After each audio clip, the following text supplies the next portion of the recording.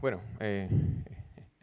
saludarlos en el amor del Señor, a cada uno de ustedes, hermanos, hermanas, y también amigos que nos acompañan en este lugar, en esta tarde ya. Estamos contentos de poder reunirnos alrededor de la palabra de Dios. Hemos cantado la palabra de Dios, hemos orado de acuerdo a la palabra de Dios, ¿cierto? Y dejando todo delante de nuestro Señor para que se haga su voluntad. Y ahora simplemente nos vamos a reunir alrededor de la Biblia, de las Escrituras, expectantes, porque es la palabra de Dios. Es nuestro Dios hablando a nuestras vidas a través de su revelación contenida en este libro. Así que quiero invitarlos a orar para que podamos depender completamente de lo que Dios quiere hacer en este tiempo. Inclinamos nuestros rostros y oramos a nuestro Dios. Padre, te damos gracias, Señor. Nos encomendamos a ti por completo, Señor, en esta hora. A los medios que tú nos has entregado, Señor. Estamos juntos como familia en la fe. Tenemos tu palabra que es poderosa. Tu Santo Espíritu opera en nuestros corazones igualmente. Señor, te necesitamos, Padre, para que puedas hablar a nuestras vidas, Señor, a abrir nuestros ojos para poder cambiar, para poder crecer. Tú quieres hacer algo con cada uno de nosotros, Señor, y tú utilizas, Señor, este tiempo para llevar adelante ese plan, Señor, para hacernos crecer. Ayúdanos, Señor, a tener una disposición adecuada a lo que vamos a hacer a continuación. En el nombre de Cristo, en el nombre de Jesús, tu Hijo, te lo pedimos. Amén. No sé si a alguno le suena el nombre de Carolus Clusius. No sé si lo estoy pronunciando bien. Probablemente ninguno ha conocido algún Carolus. No nos suena el nombre de Carolus Clusius, ¿cierto? Este fue un hombre que pasó a la historia. En 1593, este hombre fue un botánico bastante famoso que se trasladó desde los jardines de Viena para trabajar en Holanda. Y cuando él se trasladó de Viena hacia Holanda, este botánico se trasladó para ser profesor, trajo con él una colección de bulbos de tulipanes a Holanda. Trajo una colección de bulbos de tulipanes. Cuando llegó este botánico a Holanda en ese tiempo causó bastante sensación, entusiasmo en las personas por esta bella flor que traía, los tulipanes, ¿ya? Y él comenzó a cultivar estos tulipanes. Y lo curioso era que él buscaba, ¿cierto? Tenía una colección de tulipanes exóticos, variedades exóticas con colores raros, ¿ya? Y comenzó a levantarse expectación cada vez más al lugar donde llegó, hasta que una noche se cuenta que a él le entraron a robar a su jardín y le robaron una gran cantidad de bulbos de tulipanes. Y coincidió que las tierras de Holanda eran bastante adecuadas para que los tulipanes crecieran. Y debido a ese robo, los tulipanes comenzaron a convertirse en algo bien normal, se extendió por todo el país el tener tulipanes. Esta bella flor que sabemos que es característica de Holanda, ¿ya? El tema es que estos tulipanes, los horticultores, intentaban, ¿cierto?, cultivar estos tulipanes e intentar generar variedades raras. Sin embargo, eso en esas tierras se daba de manera aleatoria. De repente, aleatoriamente se conseguían tulipanes exóticos, raros, y que comenzaron a ser muy caros. Muy caros. Y cada vez más la gente comenzó a intentar conseguir bulbos y tulipanes raros, exóticos. Y eso produjo que el precio de los tulipanes lentamente, o más que lentamente, comenzó a subir y subir y subir. Y en alrededor de 10 años había una gran cantidad, una variedad de tulipanes exóticos, raros, que tenían nombres de ciertas autoridades o personas importantes. Y el precio comenzó a ser tan caro que se dice que se llegaron a vender mansiones para comprar un solo tulipán. En alguna ocasión se pagó el salario de 15 años, el salario promedio de un trabajador de 15 años para comprar solamente un bulbo exótico de tulipán. Todo el país, toda Holanda comenzó a invertir activamente en tulipanes y en bulbos de tulipanes. Comenzaron a hacer algo carísimo. Esto se conoce como la fiebre del tulipán. Es un caso de estudio normalmente en economía. que duró alrededor de un poco más de 10 años, hasta que un día, y uno se encuentra también una explicación, hasta que un día nadie más compró un tulipán. Hasta que un día habían tantos bulbos exóticos, raros, tantos tulipanes, que en 1637 ya nadie estaba comprando tulipanes. Y todos los holandeses se quedaron llenos de bulbos, llenos de flores y sin dinero.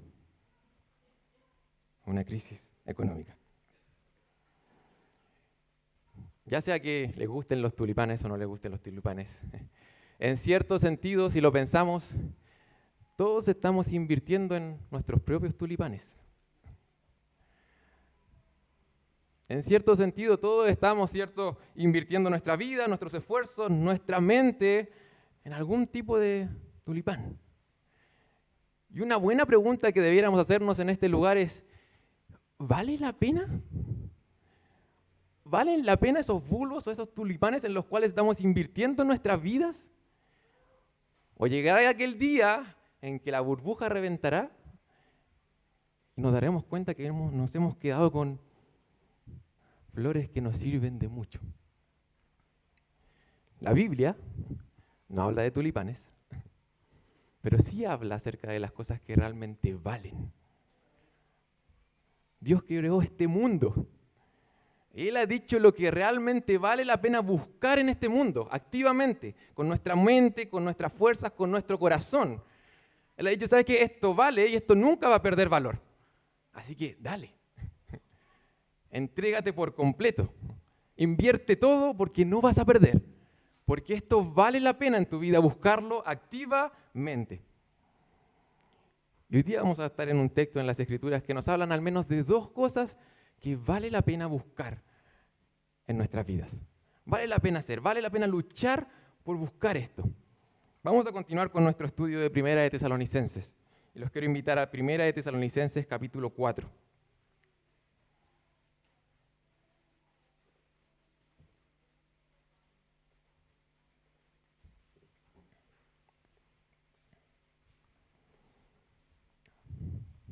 Aquí hay un llamado claro en el texto que vamos a estar leyendo a la iglesia para que busque, para que responda, para que obedezca en dos sentidos bien claros.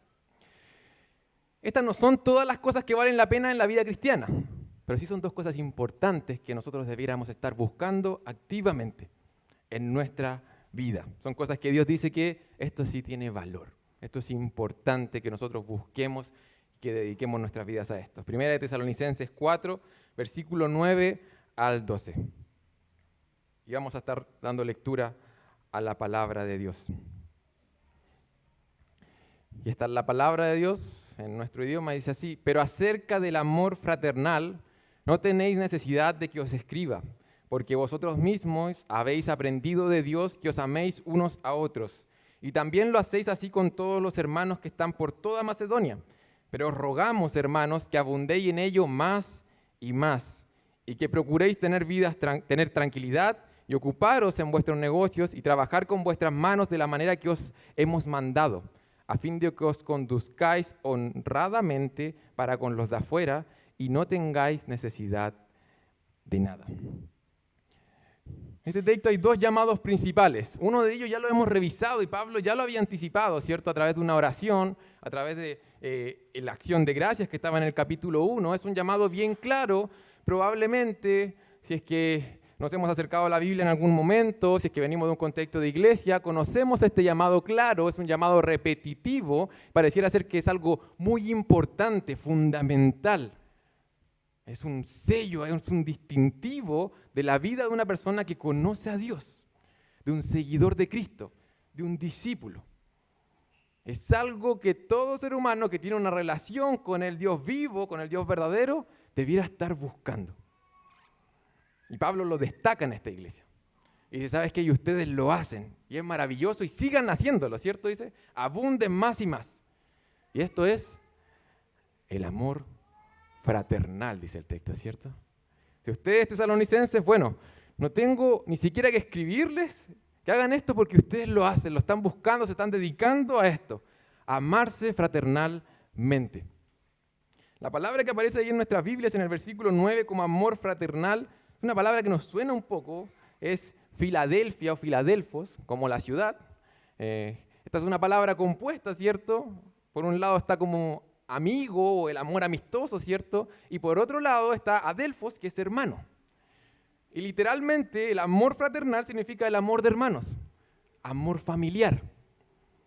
Y es importante entender esto porque en el contexto de las Escrituras, esta palabra se usaba exclusivamente para referirse a este amor para los sanguíneos, especialmente para los hermanos de sangre, para el deber que se debía hacia la familia, para la familia biológica. Tú con tu familia biológica te amabas fraternalmente. El amor fraternal tenía un distintivo de cariño, de cercanía, de afecto. Familia. Somos familia. Eso lo entendemos bien hoy. Sin embargo, en esa época no se utilizaba este término para referirse a los extraños o a los de afuera. Era un amor de hermanos, un amor familiar. El Señor le dice a la iglesia, si ustedes tienen que buscar algo, es tener amor familiar, amor de hermanos, unos con otros.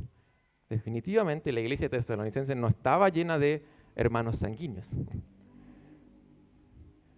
Está diciendo un distintivo de un creyente, algo que tiene que estar buscando activamente, y ustedes lo han hecho muy bien, iglesia de Tesalónica, es amar a estos extraños, a estas personas que son muy distintas, con tradiciones, costumbres distintas, formas de hablar distintas, clases sociales distintas, historias distintas, educación diferente.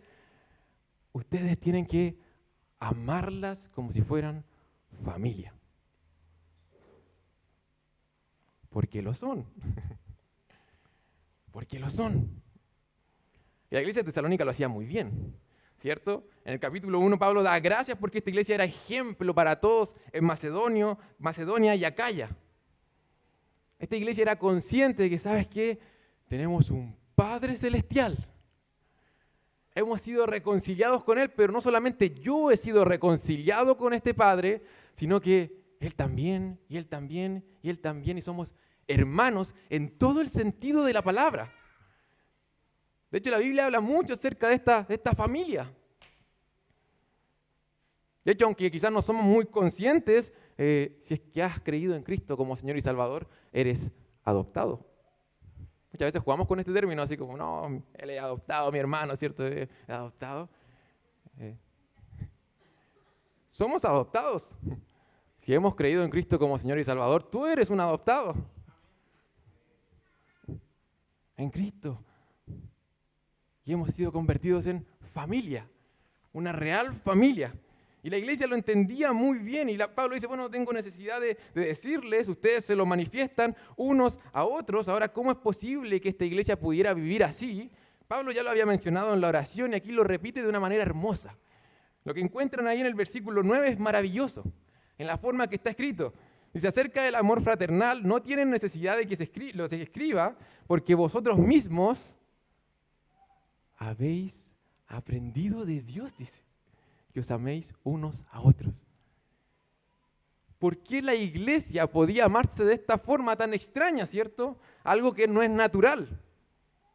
Dice, es porque estos tesalonicenses han aprendido de Dios. Es bellísimo. Esto es una palabra en el original.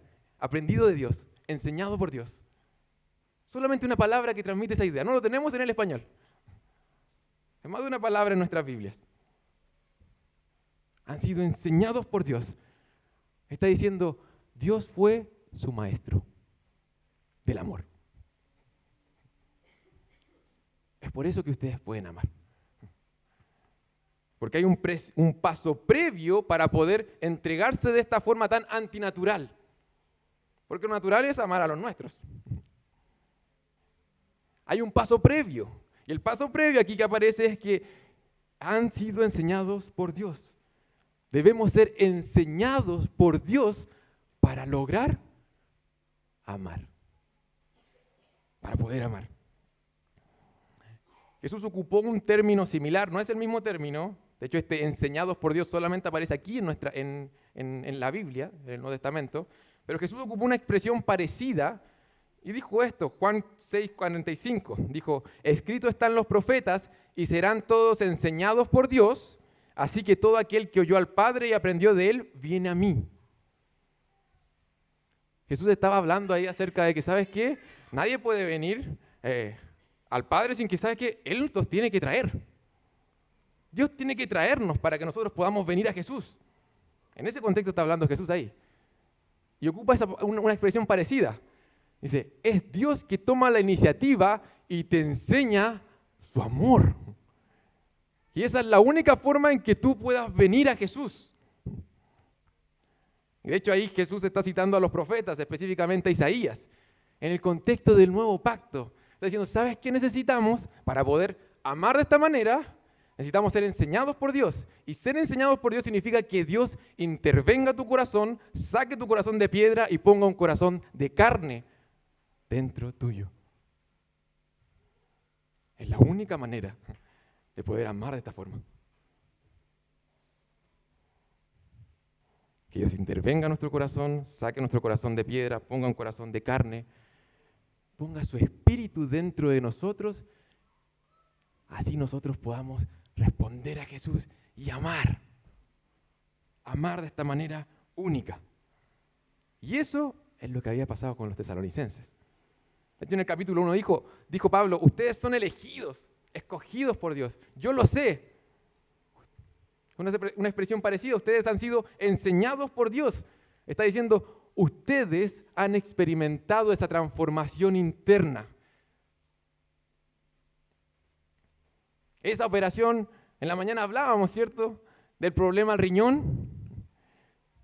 Y entendemos que la salvación es mucho más grande que un problema al riñón, sino que necesitamos que alguien nos dé vida. El hecho de ser enseñados por Dios significa que Él tiene que hacerte de nuevo, o darte vida, o cambiarte el corazón, o podríamos ocupar tantas ilustraciones. Pero lo que está diciendo aquí la palabra es que sí o sí tienes que conocer a Dios y haber venido a Jesús para poder amar de esta manera. Si no le conoces a Él, si no conoces a Jesús, si no eres de su familia, no vas a poder amar así. No podremos amar así. Pero la realidad contraria y en sentido positivo, como lo pone aquí, es que si es que estás siendo enseñado por Dios, si es que conoces a Dios, si es que estás experimentando su amor, si es que Él está produciendo un fruto de fidelidad creciente en tu vida, un amor genuino va a comenzar a brotar de ti por este encuentro que has tenido con Dios.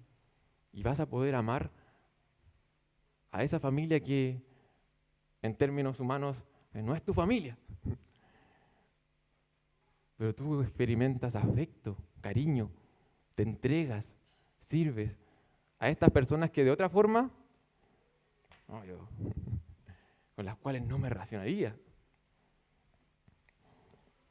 Pablo, inspirado por el Espíritu Santo, manda a la iglesia a que ame de esta manera. Le dice, tienen que hacerlo, tienen que buscar activamente amar de esta forma. Es algo que vale la pena.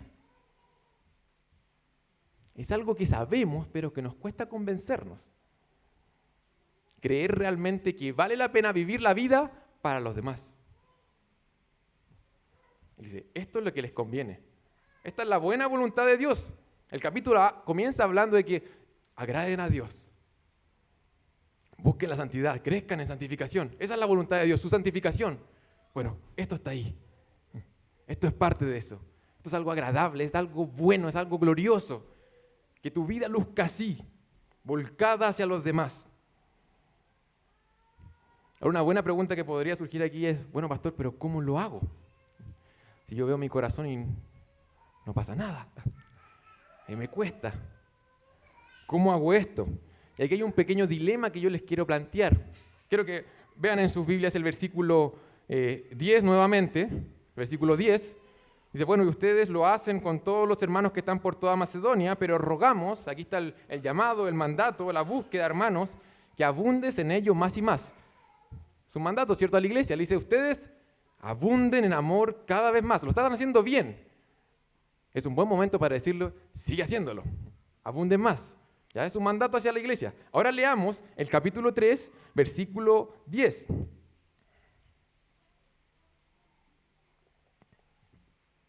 Versículo 12. Capítulo 10, versículo 12. Es una oración de Pablo por la iglesia. Y miren lo que dice Pablo. Dice, y el Señor os haga crecer y abundar en amor unos para con otros y para con todos. No sé si logran ver la tensión entre los dos textos. Son dos textos que están en tensión. Pablo en el capítulo anterior había levantado una oración y dice, Dios, Señor, haz abundar en amor a la iglesia. Capítulo 4, iglesia, abunda en amor. ¿Hay una tensión o no? Bueno, ¿cómo lo hago para abundar en amor? ¿Es Dios? ¿Soy yo? ¿Cómo lo hago para abundar en amor? Y la respuesta es sí. Esa es la respuesta. Sí. La palabra nos guía, ¿cierto? Y hablábamos cuando revisábamos el capítulo 3, versículo 12, que el hecho de que Pablo esté orando a Dios, para que Dios los haga abundar en amor, significaba de que naturalmente no nace ese amor en nosotros. Hay una insuficiencia dentro de nosotros, no nace naturalmente amar de esta forma. Necesitamos que Dios nos transforme y que Él obre algo en nuestro corazón para que podamos amar de esta manera. Hace unas semanas hablábamos acerca de cómo la forma natural del alma es estar encorvada en sí misma, vivir ensimismada. Y necesitamos que Dios intervenga para poder vivir de esta otra manera. Y es por eso que rogamos a Dios, Dios, ayúdanos a abundar en amor. Nos encomendamos completamente en Dios para poder cambiar lo más profundo de nuestro corazón. Nos rendimos a Él y a los medios que Él nos ha dado. Necesitamos que nos ayudes a poder amar de esta forma. Sin embargo, luego de eso, luego de reconocer que sabes que yo no puedo generar esto, necesito a Dios, necesito de sus medios, la palabra nos lleva, o Pablo lleva a los tesalonicenses y nos lleva junto con los tesalonicenses a entender de que luego de este reconocimiento y esta dependencia a Dios, debemos buscar activamente amar. Reconoces que no puedes solo, reconoces de que no eres suficiente, te encomiendas a los medios que Dios ha provisto para que puedas hacerlo y lo haces. Y buscas activamente obedecer el mandato de Dios que está en su palabra de manera clara. Ama, abunda en amor, sobreabunda en amor, excédete en amar.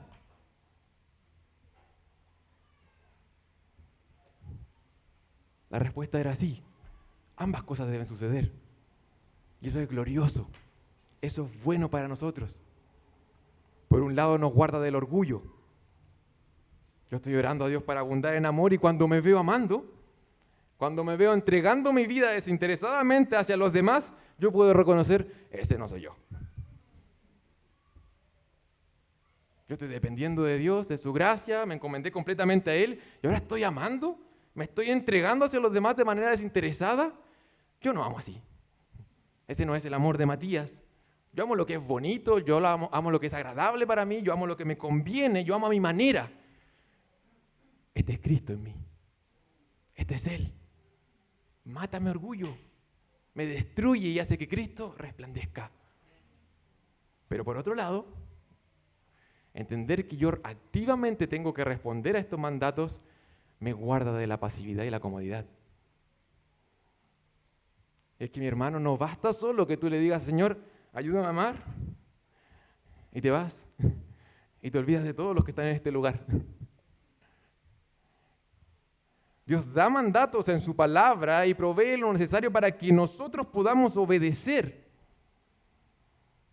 para que tú activamente puedas responder a lo que Dios te está llamando a hacer. Quiero que se entienda bien esta frase, pero en un sentido, Dios no va a obedecer por ti. Dios no va a obedecer por ti. Tú tienes que levantarte de tu asiento y sabes que llamar al hermano que no vino hoy. Tú tienes que consolar, exhortar, animar, amonestar. Tú tienes que dar, abrir tu billetera y dar cuando un hermano está en necesidad.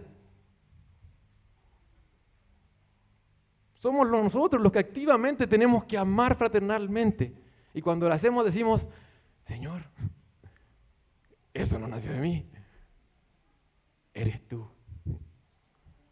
Es Cristo en mí. Nos guarda del orgullo, pero también nos guarda de la pasividad, de la comodidad. Nos despierta a responder, iglesia. A responder activamente en amar como la familia que somos. Esto vale la pena. Seguimos con el texto en Tesalonicenses. Yo dije que habían 2 llamados claros para la iglesia. En el capítulo 4 hay varios, pero esta porción termina primero con el llamado a amar fraternalmente, y aquí viene otro llamado para la iglesia, algo que vale la pena buscar. Y esto que vale la pena buscar aparece en el versículo 11, dice, y que procuréis tener tranquilidad y ocuparos en vuestros negocios y trabajar con vuestras manos de la manera que os hemos mandado. Yo normalmente no comparto ninguna como palabra que aparece ahí, pero aquí encontré algo interesante, ¿ya? Que no me interesa que se memoricen la palabra ni nada, pero sí es algo interesante, ¿ya? No sé si alguien se recuerda la palabra que se utilizó en amor fraternal. Filadelfia o Filadelfos, ¿cierto? Una palabra compuesta. Y aquí cuando nuestra Biblia dice, y que procuréis, ocupa una palabrita también compuesta que es filotiempomai. Como les digo, no me interesa que se memoricen la palabra, pero sí que podamos ver, ¿cierto? Como en HD, que ocupa una palabra compuesta que está relacionada con la anterior. Dijo, amen fraternalmente, amen como familia, y aquí nuevamente es amen en el original, esta palabra compuesta, ¿cierto? Como amen amistosamente o algo así, ¿cierto? Una palabra compuesta, pero ahora, ¿qué cosa dice que hay que amar? Y esto es sorprendente, dice, amen el honor o el valor. Esa es la palabra compuesta que está allá en ese procuréis. De hecho, si usted revisa otras traducciones, lo ponen de manera más explícita, un poco más explícita, que procuren. A menudo se traduce como amar o anhelar el honor. ¿Ya? Como que no está sonando muy cristiano, ¿no? La palabra se utilizaba a menudo para cuando tú identificas algo valioso y te esfuerzas para poder alcanzarlo. Es como identificar una meta honorable o tener una ambición noble. Esa palabra me gusta. Una ambición noble. Como cuando te propones, sabes que de aquí fin de año voy a correr una maratón. Es algo genial, es algo bueno y me voy a preparar y me voy a esforzar por alcanzarlo. Voy a aprender un nuevo idioma este año. Invierto tiempo, recursos, esfuerzos porque es algo valioso. Es algo que quiero alcanzar y me esfuerzo. Quiero aprender a manejar, quiero sacar una carrera profesional. Muchas metas loables, ¿cierto? Cosas buenas y que requieren esfuerzo. Te comprometes a alcanzarlo. Esa es la palabra que se ocupa acá. Ese procurar. Identificar algo valioso y esforzarte por alcanzarlo. Es un deseo, es una ambición. Una buena ambición. Una búsqueda fuerte interna de algo que el Señor nos está mandando a buscar. Y eso es lo interesante porque estamos leyendo la palabra del Señor. Y le dice a la iglesia, ustedes ambicionen esto. ¡Wow! Dios está definiendo algo que tiene valor y que vale la pena buscar. La Biblia de las Américas, de hecho, lo traduce como tengan por su ambición lo siguiente. Otras traducciones dice, pónganse como objetivo, hagan todo lo posible, tengan por aspiración lo que sigue. Normalmente la palabra ambición tiene una connotación negativa, ¿cierto? Y es porque normalmente cuando tenemos ambición, son ambiciones egoístas. ¿Ya? Pero aquí hay una ambición, hay una redención de la ambición. Si tengan un deseo ardiente por algo que vale la pena, una redención de la ambición. La Biblia habla de esta ambición, Pablo ya había utilizado este término. Romanos 15:20 dice, por ejemplo, de esta manera me esforcé, o podríamos decir ambicioné, ¿ya? Por predicar el evangelio donde Cristo no había sido predicado. Es una ambición misionera. Identificar algo valioso, voy a ir donde nadie ha ido. Soy ambicioso, pero por el reino de los cielos. Pablo también lo ocupó en 2 Corintios 5:9. Dijo, por eso, ya sea presentes o ausentes, ambicionamos agradar al Señor. Voy a tener una ambición, voy a ser muy ambicioso, voy a agradar al Señor. Eso es lo que dice Pablo ahí en 2 Corintios 5:9.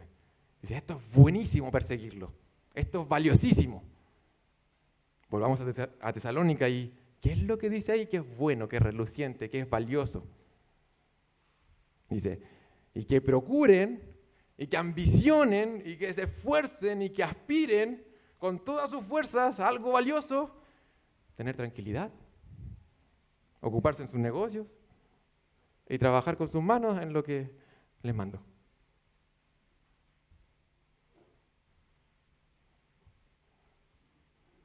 Ambicionen con todas sus fuerzas tener tranquilidad, ocuparse de sus propios asuntos y trabajar con sus manos. Eso le dice a la iglesia.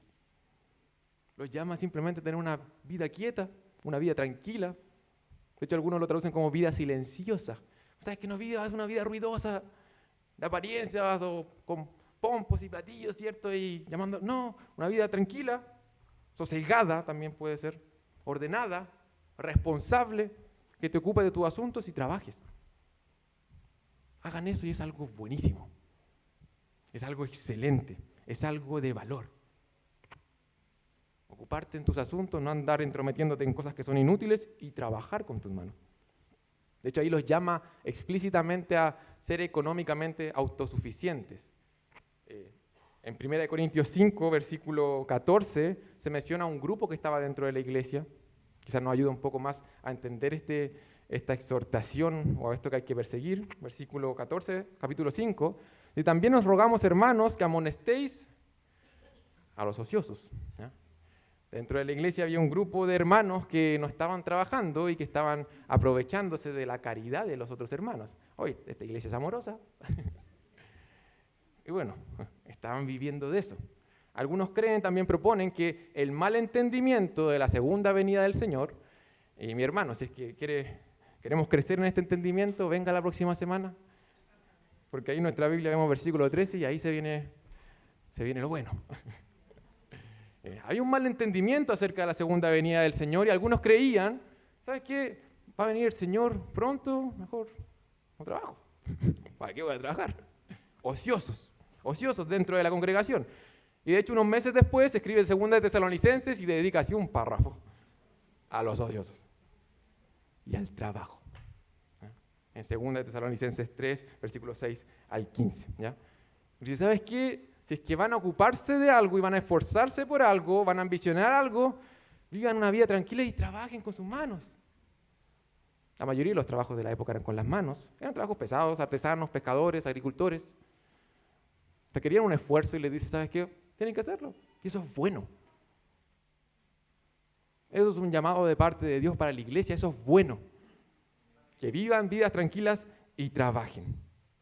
A menudo cuando entendemos los mandamientos del Señor o cuando escuchamos acerca de los mandatos del Señor, pensamos que el Señor solamente se dedica a prohibir cosas, a decir que no a las cosas buenas. Pero la palabra de Dios no solamente eso, ciertamente incluye prohibiciones, sino que el Señor también no solamente nos manda a no hacer lo malo, sino que nos manda a hacer lo bueno, activamente lo bueno. Y esto es bueno, trabajar con nuestras manos. Dicho explícitamente en Efesios capítulo 4, versículo 28, se da este contraste. No hagan lo malo, pero no solamente no hagan lo malo, sino que les di vida para que ahora puedan hacer lo bueno. Efesios 4, 28, el que hurtaba, lo malo, no hurte más, sino que trabaje haciendo con sus manos lo que es bueno, con un propósito en específico para que tenga que compartir con los que tienen necesidad. Aquí Pablo está llamando a la iglesia a hacer algo bueno.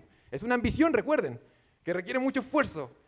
¿Sabes qué? Voy a ambicionar esto. Dice, ambiciona trabajar porque es bueno. Y quiero extenderme un poquito acá. Porque quizás a menudo no nos topamos con tantos textos que hablan acerca del trabajo, pero los hay. Y es que hay una resistencia en nuestro corazón. Y si no la estamos sintiendo hoy día, mañana en la mañana la vamos a sentir. Hay una resistencia natural en nuestro corazón a esta idea de que Dios nos llama a trabajar. ¿Y sabes qué? En Génesis capítulo 1, cuando todo era perfecto, era bueno, no habían cardos, no habían espinas, no había sudor, no había dolor, no había sufrimiento. Mira cómo nos creó Dios. Génesis 1:28, creó a Adán y Eva, ¿cierto?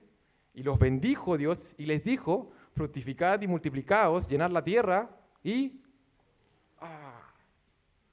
sojuzgadla y señoread.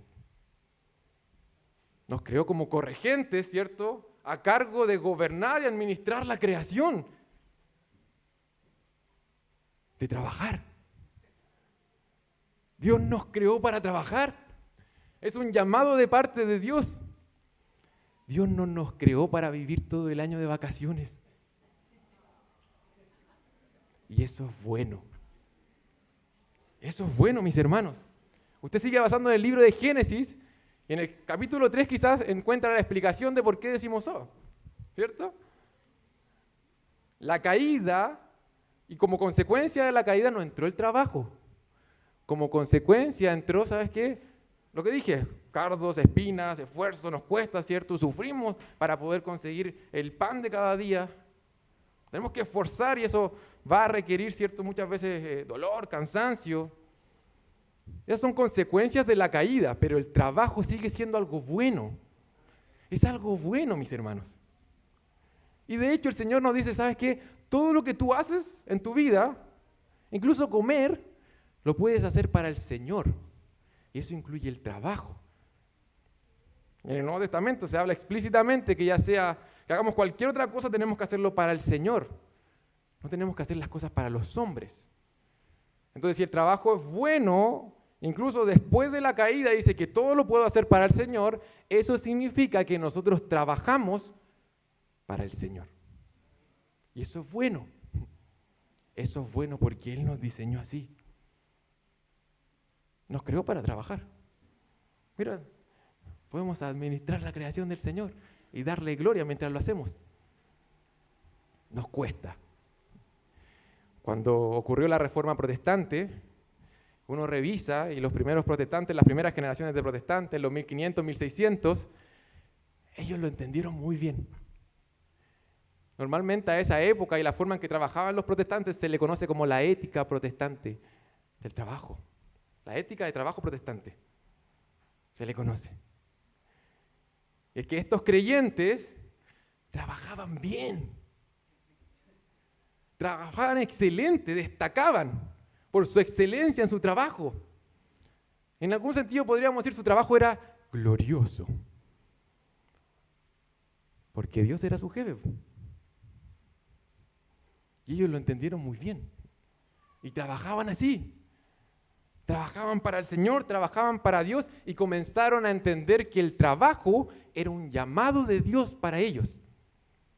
Antes de la Reforma Protestante, esta palabra llamado o vocación se entendía que solamente los sacerdotes tenían una vocación, un llamado especial de parte de Dios a consagrarse a Él. Luego de la Reforma Protestante, los protestantes comenzaron a entender, ¿sabes qué? Todos tenemos una vocación, todos tenemos un llamado. Linaje escogido, real sacerdocio. Eso somos nosotros. Todos tenemos un llamado. Todos tenemos una vocación. Y ya sea a lo que dediquemos nuestras vidas, es un llamado de parte de Dios para servirla a Él y glorificarla a Él y vivir una vida consagrada hacia Él. No en un monasterio, sino que en el trabajo podemos hacerlo. Las primeras generaciones de protestantes lo entendieron muy bien. Y hay algunas teorías que dicen que los países más prósperos económicamente de esa época, en donde afectó mayormente la Reforma Protestante, en Europa, luego Nueva Inglaterra, lo que se convirtió en Estados Unidos, ¿cierto? Prosperaron debido a la ética del trabajo protestante. Es una teoría. Trabajaban bien. Trabajaban bien. Lamentablemente, estamos aquí en Latinoamérica, que no nos llegó eso tan bien. No nos llegó tan claro esto. Nosotros tendemos a pensar en el trabajo como un castigo. Eso es lo que pensamos en trabajo como castigo. Y no solamente como castigo, sino que estamos convencidos y creemos que lo que está ocurriendo ahora, algo sagrado hacia Dios, está completamente desconectado con lo que pasa mañana en tu trabajo. Pensamos que no tiene relación. que ahora estoy consagrándome a Dios y adorando a Dios y mañana es otra cosa que quizás no tiene tanta conexión, no tiene tanto que ver con esto que es vivir para Dios. Y eso implica que normalmente no trabajamos tan bien, no lo hacemos excelente, somos irresponsables, lo hacemos a media. Llegamos tarde, no nos dedicamos a mostrar, ¿sabes qué? Yo trabajo para Dios. Y mi Dios como es glorioso.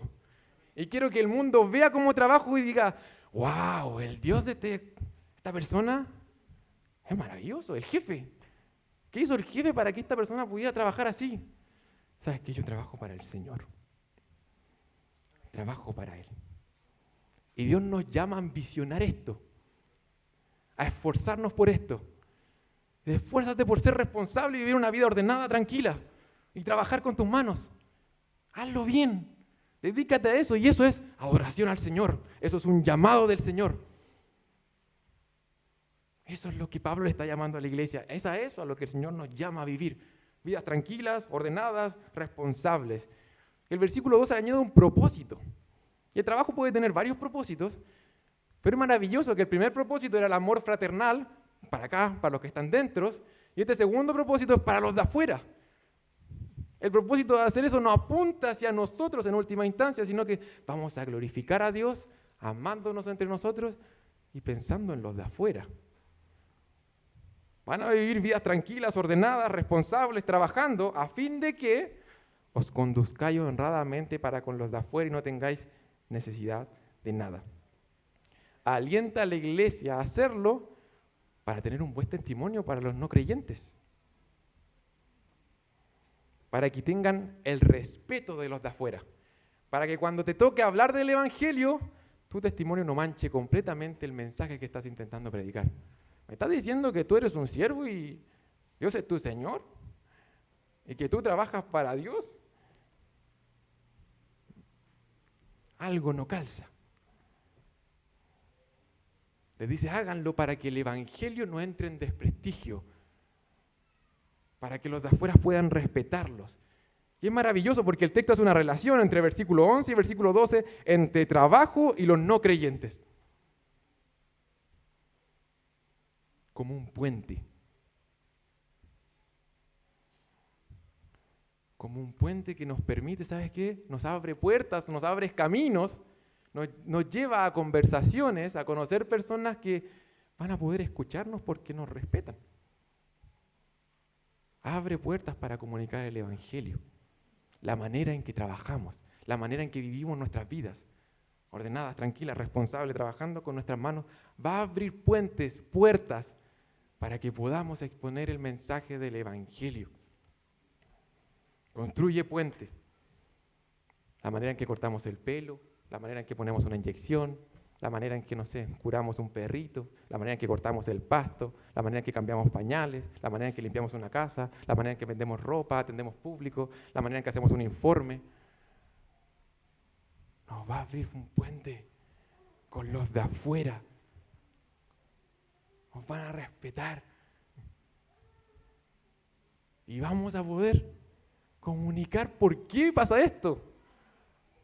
¿Por qué tu trabajo se ve así? ¿Por qué tu vida se ve así? Hermano, hermana, lo que haces mañana tiene sentido. Y no pasa desapercibido delante de Dios. Él lo ve. De hecho, lo estás haciendo para Él. Y somos llamados como creyentes a hacerlo para Él porque Él es glorioso. Él es digno de eso y mucho más. Y eso es una ambición gigante. Eso es algo que hoy día nos vamos a acostar y decir, ¿sabes qué, Señor? Te voy a glorificar. Voy a hacerlo bien. Voy a intentar incluso destacar para que puedan conocer a quién sirvo yo. Es una ambición.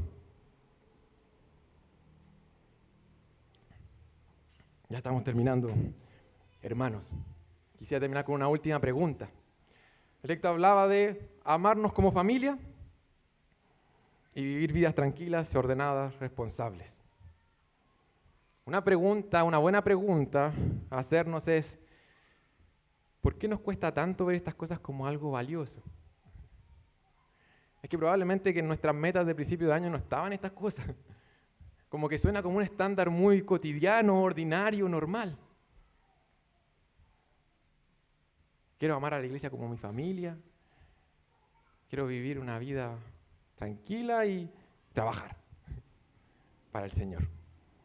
Nos suenan como asuntos tan ambiciosos a nuestros ojos. Nos suenan como cosas muy gloriosas. Nuestro corazón está en busca de algo más glorioso, más valioso. Está en busca de tulipanes. Nuestro corazón quiere algo que ahora se vea como algo valioso. Y lo veo, lo identifico y comienzo a invertir en eso. Pueden ser muchas cosas a las cuales estamos dedicando nuestra mente, nuestro corazón, nuestras fuerzas, creyendo que son cosas realmente valiosas, buenas ambiciones, lo mejor que puedo hacer. El gran problema, hermano, es que estamos ciegos. Es que estamos ciegos. Es que no estamos diferenciando.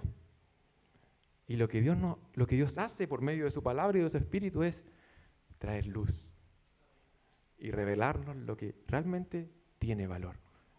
Esto es valioso. No te dejes engañar por las flores, los bulbos que estás acumulando.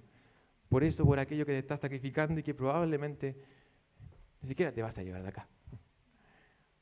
Hay algo valiosísimo, hay algo glorioso. Hay cosas que tenemos que ambicionar como creyentes y esforzarnos, planificar, ser intencionales. Y aquí hay al menos dos. Yo dije que aquí no está todo. Pero aquí hay al menos dos cosas a las cuales debiéramos dedicarnos. Y si quieres comenzar a hacerlo, hermanos, lo primero que tenemos que hacer es pedirle a Dios que abra nuestros ojos. Que convenza a nuestros corazones, Señor, no me dejes engañar. Me estoy siendo engañado por lo que estoy viendo. Ayúdame. Estoy cegado por el pecado. Te pido perdón por amar, por buscar, por ambicionar lo que no merece ser ambicionado, con aquello que no tiene real valor. Padre, ayúdame a ver cómo me amas tú. Sé mi maestro. Muéstrame cuán glorioso eres tú. Ayúdame a escuchar tu voz y a valorarla. Y poder obedecer entendiendo qué es lo que vale la pena. Y esto, mis hermanos, es la palabra de Dios que vale la pena responder a ella.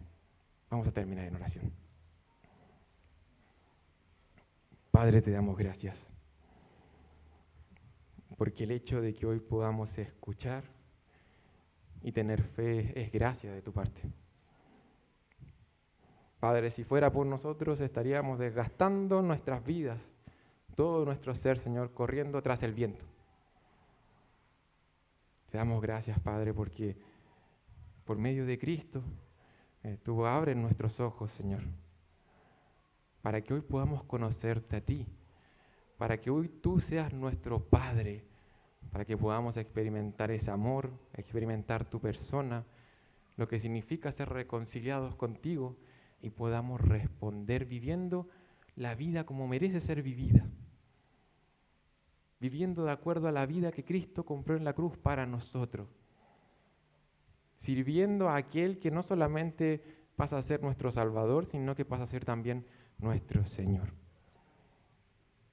Ayúdanos, Padre, abre los ojos de nuestro corazón para que podamos valorar y amar lo que realmente es digno de amor. Te lo pedimos en el nombre de Cristo. Amén.